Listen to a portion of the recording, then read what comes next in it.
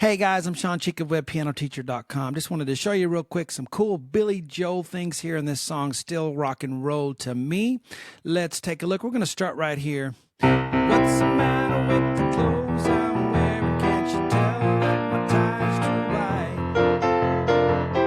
Maybe I should wear some old-time collars. Welcome back to the age of jive.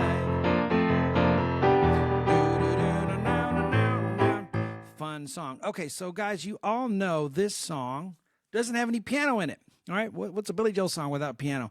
Well, you can still play it on piano, all right, just because there's not piano in the actual track. Piano is wonderful at that, you know, just being a one-man band and being able to sing along and play just on your instrument and your voice. So we're going to look at that right here. We're going to show you a few things, a few tips, and how to do this. So we're going to start right here. I'm going to zoom in.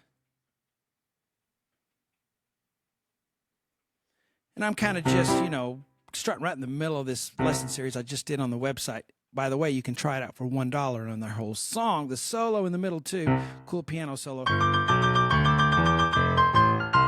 right, but anyway, we're just going to look at the verse here. So you know the beat goes bump, bump, bump, bump, bump, bump, bump, bump, bump, bump. So you got to keep the beat. Whenever you're trying to transcribe for piano, you need to think about whatever the beat is. So listen to the whole of the song. Look at it from a telescope, not a microscope.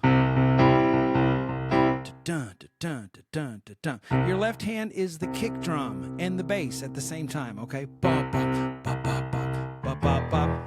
If you play drums, you've done that beat before on the kick drum. Dun, dun, dun, dun, dun, dun. Your right hand can be the rhythm guitar, it can also be the snare. Kick, snare, kick, kick, kick, snare, kick, kick, kick, snare. This is why drummers have such an easy time with my lessons. They're used to thinking this way.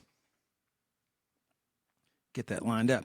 All right, so think of it that way. Kick, snare, kick, kick, snare, kick, kick, kick, snare. But it's also the rhythm guitar. So G, C, E is the chord. 1, 3, 5, left, left, right. All right, so all that's one chord. Think of that as one thing instead of 10 things, whatever it is. Dun, dun, dun. Don't ruin it with pedal. Don't do this. Can't hear it. No pedal. What's the matter with the clothes? That D is just leading into the E minor chord. So C chord on the first one, E minor on the next one, G, B, E on the right, E octave on the left. Now I'm going to grab a B, but the B's already there with my 2 finger. Okay, so it's 1.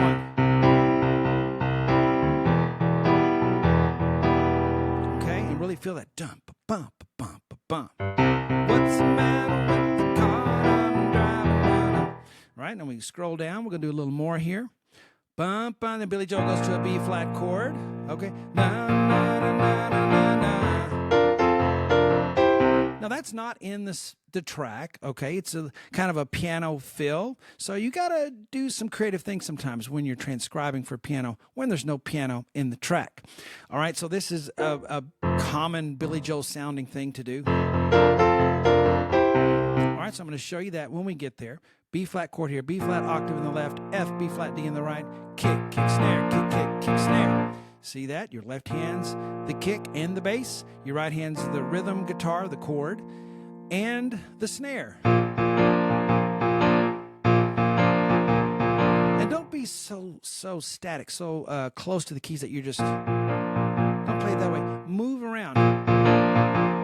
You can see the difference. It's a lot more fun to play that way too. That D is just leading us into the F. I'll put my 2 finger on it. Then I'm ready for the F. So F, octave. Right hand, you have this cool little.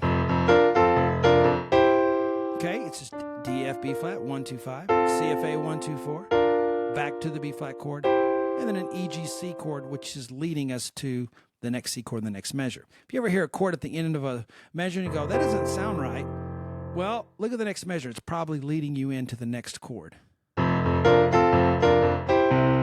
bop, bop, bop, bop. So those little piano fills can be put in when, you know, there's nothing else to do there, so might as well put a fill. And put the fills in between the sentences of the song, okay? Ba, da, da, da, da, da. He's done singing for a second, so now you can put a fill in. And as always, music repeats, so we already know this. Na, na, na, na, na, na, na, na, na.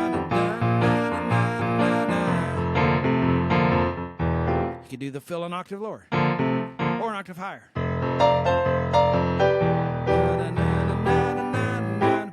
Well, guys, there you go. If you want to learn the whole thing, it's on my website, webpianoteacher.com, for $1, 7 days, no obligation, cancel anytime. You can try it all out, learn a fun song. Try my other 40 some odd, maybe it's 50 by now, Billy Joel songs and Elton John songs that are on the site as well. Hope you enjoyed it.